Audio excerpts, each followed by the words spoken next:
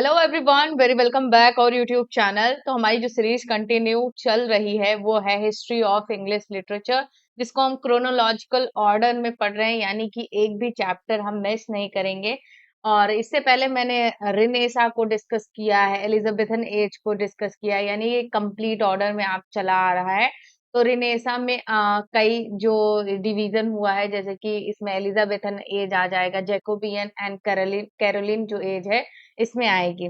ठीक है, तो आज का जो हमारा पार्ट है वो है जैकोबियन एज का। 1603 से लेके 1625 तक ये चली। जेम्स फर्स्ट की ये रेन थी और ये फर्स्ट स्टुअर्ट मोनार्क थे। क्लियर।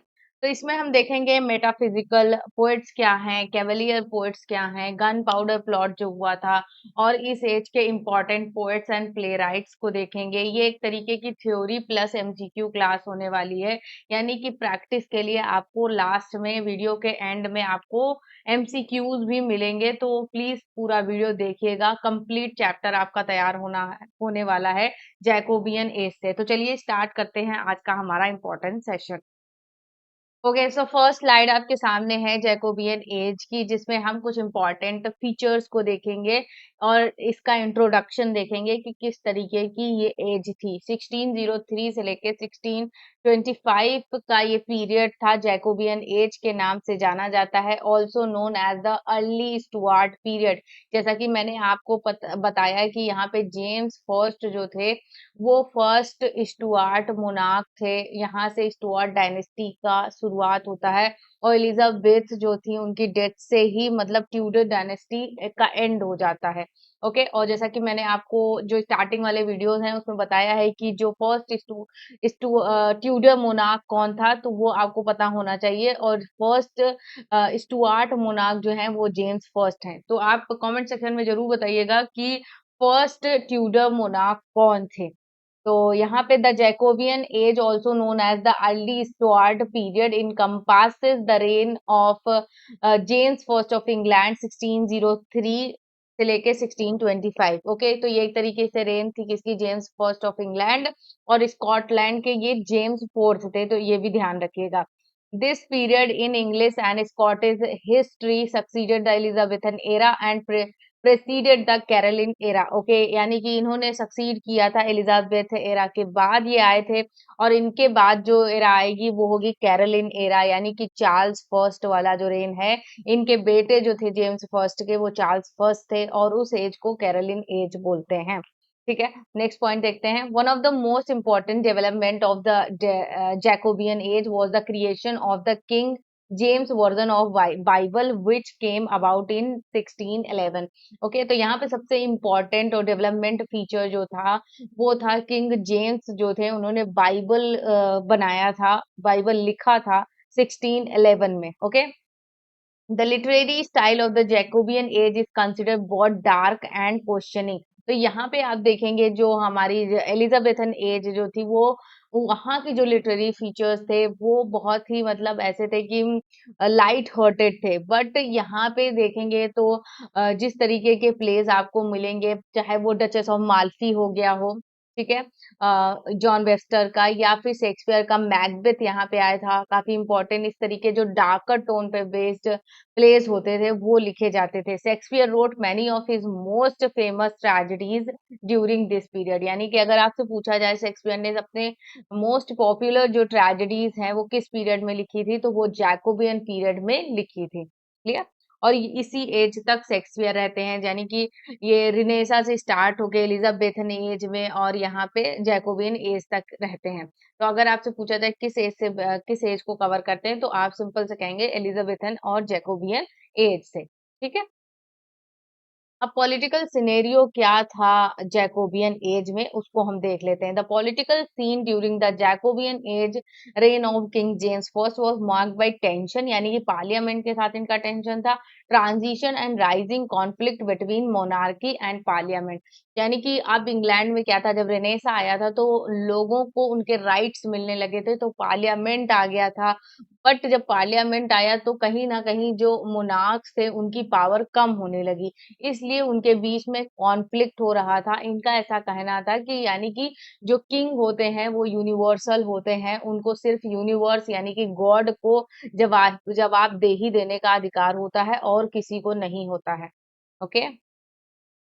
तो यहाँ पे king James first and divine rights of king, ये फिलॉसफी थी, ये बिलीफ था किसका? तो ये बिलीफ था जेम्स फर्स्ट का। James first strongly believed in the divine rights of the king, the believe that the king is appointed by God and is answerable only to God. यानी कि इनका ऐसा कहना था कि जो किंग्स होते हैं उनको अपॉइंट करते हैं गॉड, और वो सिर्फ गॉड को ही आंसर करने के लिए एबल हैं और किसी को नहीं। This autocratic attitude created conflicts with the parliament, which believed in shared governance and financial oversight.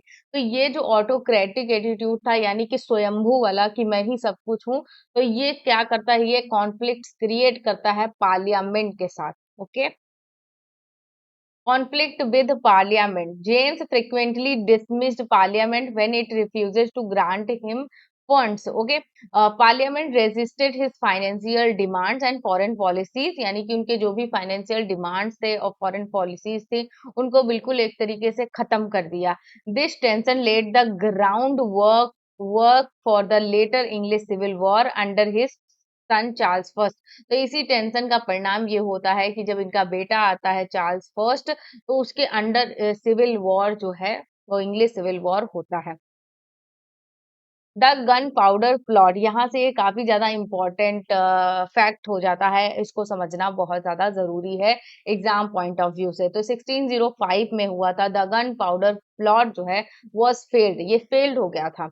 Attempt by a group of English Catholics to assassinate king James first and blow up parliament during its opening. तो basically यहाँ पे plan ये था कि जो English Catholics थे, basically जो king James थे वो प्रोटेस्टेंट थे और ये लोग कैथोलिक थे, तो इन्होंने क्या किया कि असैसिनेट करना चाहते थे, यानी कि उनको मारना चाहते थे, और जो पार्लियामेंट का उद्घाटन हो रहा था उद्घाटन वाले दिन ही पार्लियामेंट को भी खत्म करना चाहते थे। The plotter led by Robert Catesby aimed to overthrow the Protestant king and establish a Catholic monarchy। तो यहाँ पे ये क्या करना चाहते थे कि जो प्लॉटर्स को जो लीड कर रहा था वो रॉबर्ट कैट्स भी था, और उसका ये कहना था कि जो प्रोटेस्टेंट किंग है उनको हटा के कैथोलिक मोनार्की को इस्टेब्लिश करना है। ठीक है, इसलिए पार्लियामेंट को भी हटाएंगे तभी वो मोनार्की को ला पाएंगे, क्योंकि पार्लियामेंट तो मोनार्की को बिल्कुल सपोर्ट नहीं करता था, राइट। नेक्स्ट पॉइंट है the leader of the plot Robert Catesby together with his four conspirators Thomas Winter, Thomas Percy, John Wright and Guy Fawkes. तो ये चार यहाँ पे को कॉन्स्पायरेटर्स हैं, यानी जिन्होंने इनका साथ दिया था इस प्लान में, रॉबर्ट कैट्सबी का। ओके, तो ये इंपॉर्टेंट चीज है, इसको ध्यान रखिएगा कि आपको कोई इतना पढ़ाएगा नहीं डिटेल में जितना मैं पढ़ा रही हूँ, क्योंकि मुझे as a student, as a aspirant, मुझे लगता है कि जितनी भी इम्पोर्टेंट चीजें इस एज से हो सकती हैं उनको इंक्लूड किया जाए, कोई भी छोटा सा छोटा पॉइंट भी ना छूटे। ओके, अब या इस एरा के इम्पोर्टेंट, जैकोबियन एरा के इम्पोर्टेंट ग्रुप्स हैं कुछ पोएट्स के, उनको देखते हैं। तो फर्स्ट हमारा ग्रुप है मेटाफिजिकल पोएट्स। मेटाफिजिकल पोएट्स यानी कि ये सिंपल लैंग्वेज में नहीं लिखते थे, ये मोर इंटेलेक्ट बना के लिखते थे, मोर कंसीट का यूज करते थे, मोर मेटाफर का यूज करते थे, जिससे क्या होती थी वो लैंग्वेज की जो मतलब वैल्यू है वो बहुत ज्यादा बढ़ जाती थी, है ना। Metaphysical poets were a group of 17th century English poets, including figures like John Donne, prominent figure है, George Herbert and Andrew Marvell, known for their use of complex often paradoxical conceits and philosophical exploration in their poetry। यानी कि ऐसी poetry जो एक आम इंसान सोच नहीं सकता, उस बारे में समझ नहीं सकता, उसको बहुत गहराई से पढ़ने की जरूरत होती है। The term was coined by Samuel Johnson, यानी कि मेटाफिजिकल जो टर्म है ये क्वाइन किसने किया था, तो सैमुअल जॉनसन ने किया था, प्रोमिनेंट फिगर, और उसको पॉपुलर करने का श्रेय किसको जाता है, जॉन डन को जाता है। इंपॉर्टेंट फिगर्स में यहाँ देख लीजिए, John Donne, George Herbert, Andrew Marvell, Henry Vaughan, Abraham Cowley, Richard Crashaw. अब यहाँ पे एक इंपॉर्टेंट है, जॉन डन की एक पोएम है, a valediction forbidding mourning by John Donne. ये एक इंपॉर्टेंट पोएम है, इनकी जरूर पढ़िएगा। This poem uses the image of twin compasses to represent the inseparable soul of lovers. यानी कि अब देखिए यहाँ पे जो कंपास होता है, कंपास की सुइयों से इन्होंने कंपेयर किया है टू लवर्स की सोल को।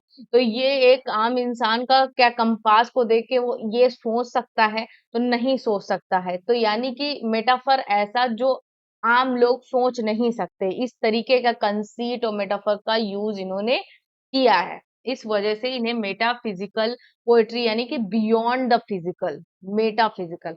ओके, अब नेक्स्ट है कैवेलियर पोएट्स। कैवेलियर पोएट्स जो हैं ये चार्ल्स फर्स्ट के सपोर्टर थे। Cavalier poets were English poets of the 17th century who supported King Charles I during the English Civil War. They are known for their focus on pleasure, love, and courtly life, often in contrast to the intellectual and spiritual themes of metaphysical poets. यानी कि ये पूरी तरीके से opposite थे किसके, metaphysical poet से।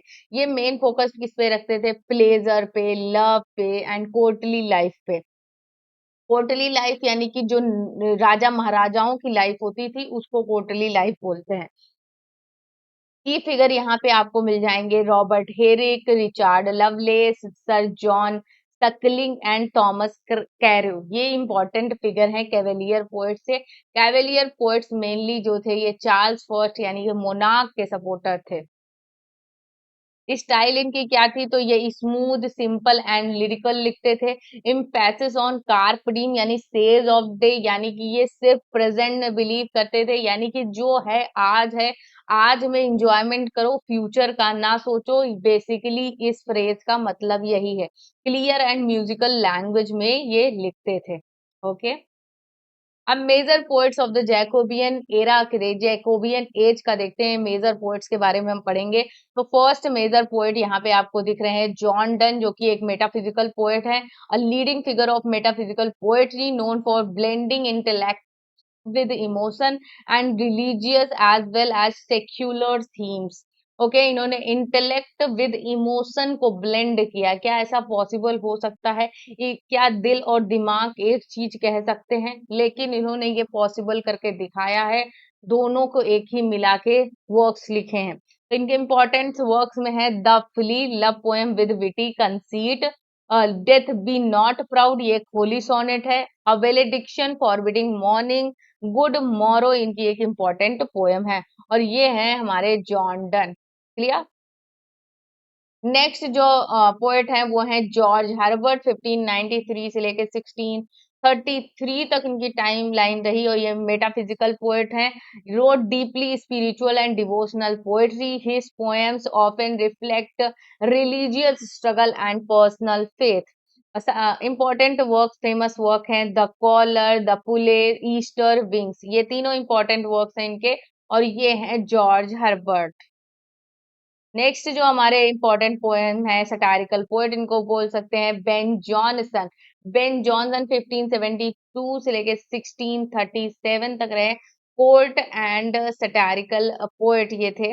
और although more famous for his plays, he also wrote poems, epigram and masque, used classical form, satire and praise moral virtues. Famous work है on my person, to Celia, bring to me only with thine eyes। Okay, तो ये है Ben Johnson. Robert Herrick यहाँ पे हमारे fourth poet हो जाते हैं, ये है Robert Herrick. Known for the graceful, ये कैवेलियर पोएट है, known for graceful and lyrical poetry, focused on love, beauty and carpe diem, seize the day, यानी ये भी प्रेजेंट में बिलीव करते थे, कैवेलियर पोएट्स थे ये। और इनके इम्पोर्टेंट वर्क में देखेंगे to the virgins, to make much of time, Corinna's going a maying and delight in disorder. Other इनके नोटेबल पोएम्स हैं to daffodils, daffodils William Wordsworth की, उसमें कंफ्यूज नहीं होना। टू डैफोडिल्स जो है वो रॉबर्ट हेरिक की है। Upon Julia's clothes and a hymn to love, ये इंपॉर्टेंट इनकी पोएम्स हैं।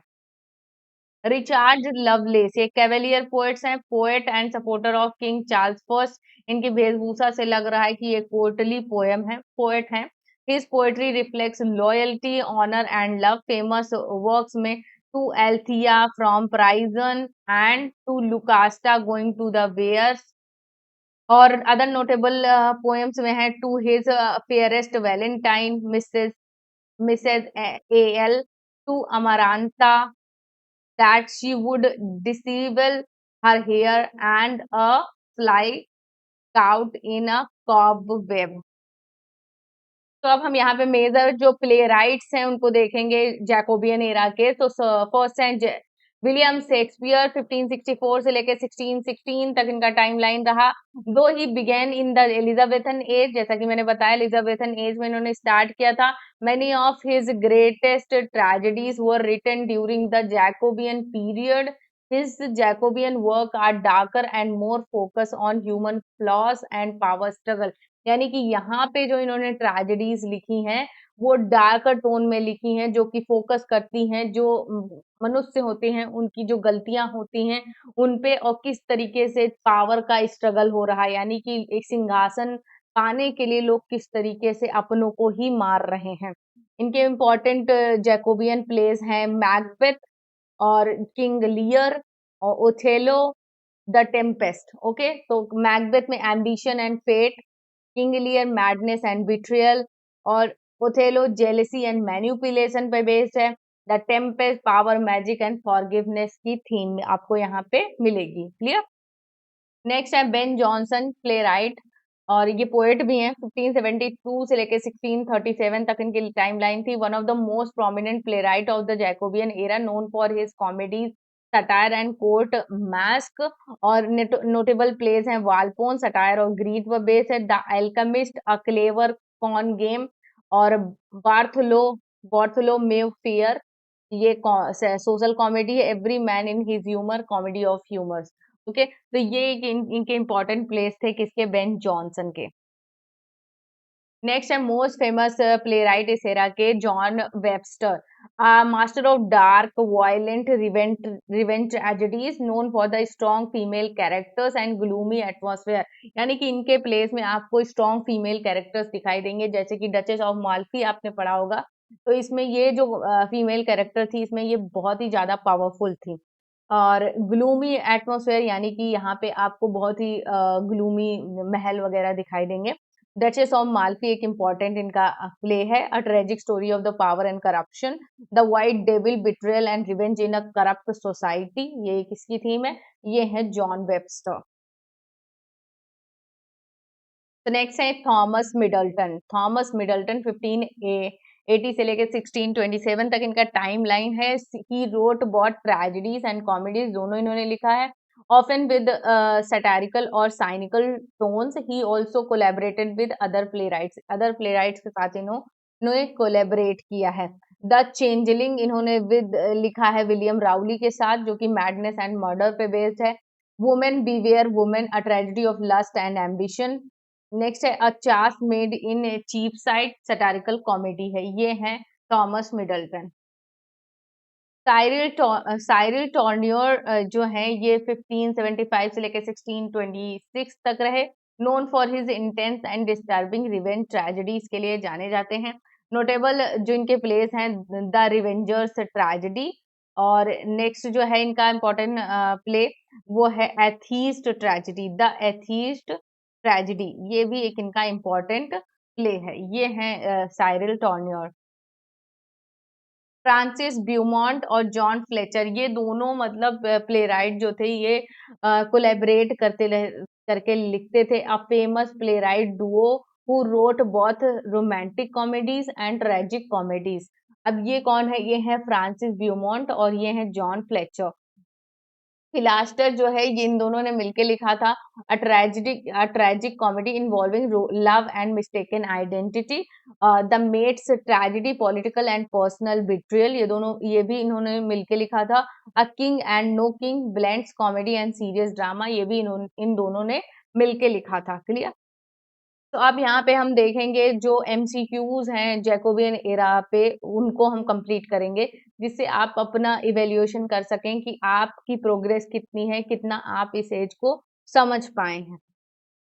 फर्स्ट क्वेश्चन आपके सामने है जो कि है which of the following plays was written by William Shakespeare during the Jacobean age. अब इसमें आपसे पूछा जा रहा है इनमें से कौन सा प्ले है जो शेक्सपियर ने जैकोबियन एज में लिखा था। Romeo and Juliet, a midsummer night's dream, या फिर मैकबेथ, या हेनरी फोर्थ। तो सही आंसर क्या हो जाएगा यहाँ पे? सही आंसर होगा सी ऑप्शन हमारा, मैकबेथ। नेक्स्ट देखिए, the play Volpone a satire on greed was written by. जो वॉलपोन प्ले है ये किसने लिखा था? जॉन वेबस्टर ने, बेन जॉनसन ने, थॉमस मिडल्टन ने, या जॉन फ्लेचर ने? तो वीडियो को पॉज करिए और बताइए कि इसका आंसर क्या होगा सही। तो सही आंसर सबको पता चल गया होगा, बी ऑप्शन जो है बेन जॉनसन यहाँ पे राइट हो जाएगा।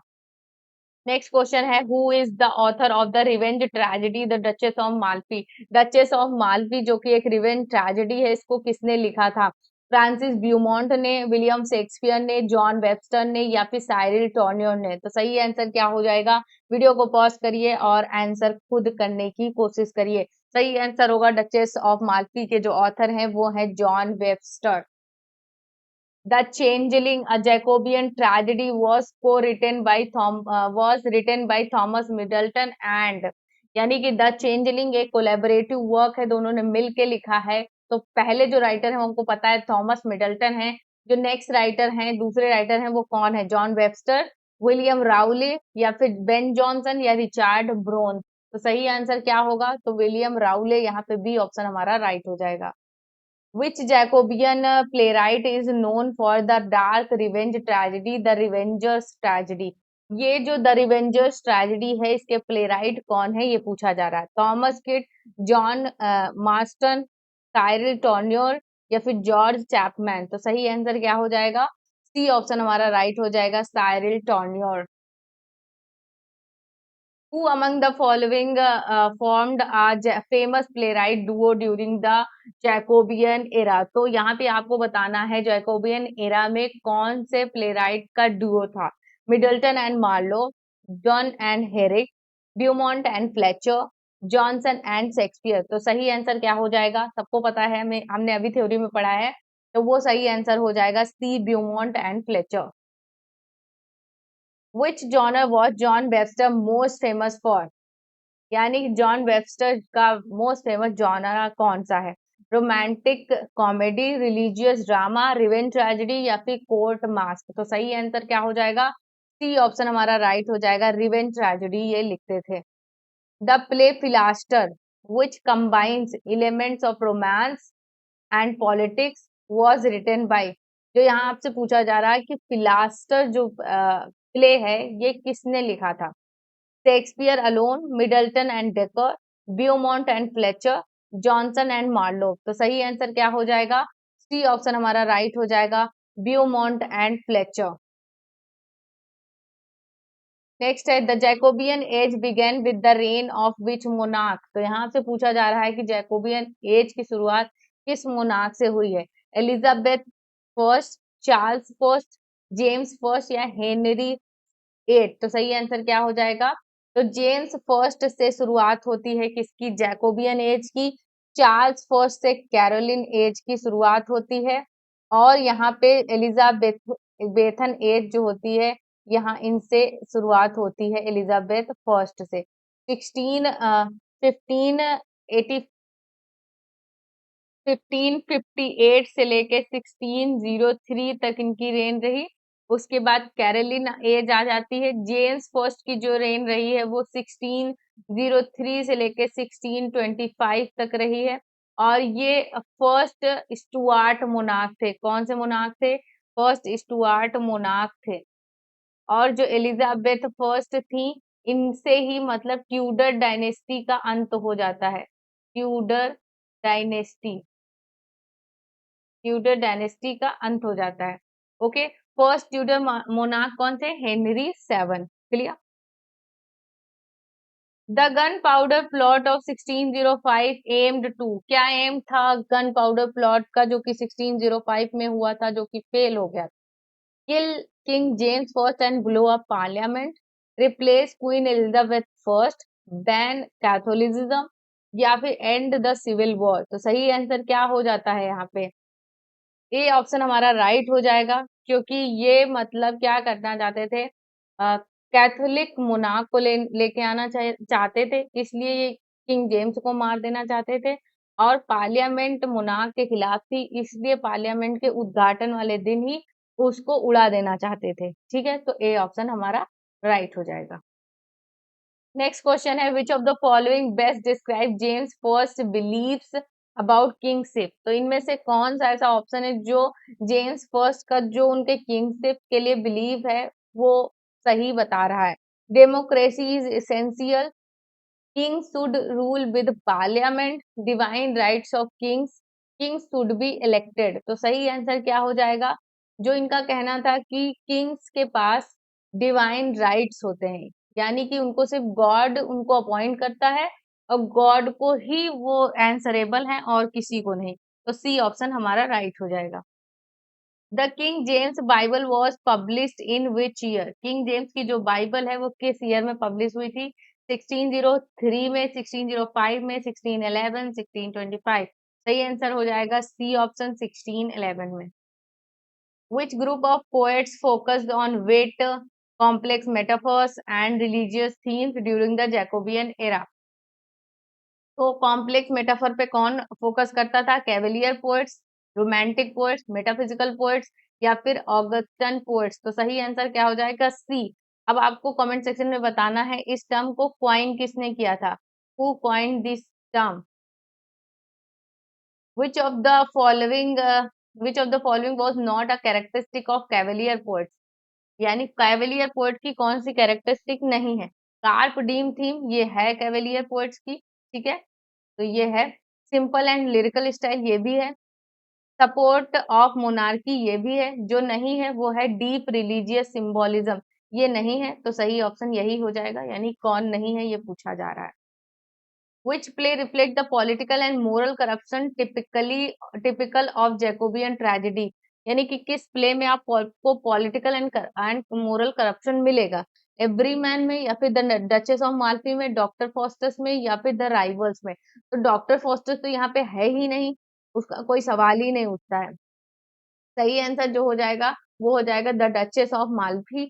बी ऑप्शन हमारा हो जाएगा। इसके राइटर हैं जॉन वेबस्टर, और ये एक तरीके की रिवेंज ट्रेजेडी है।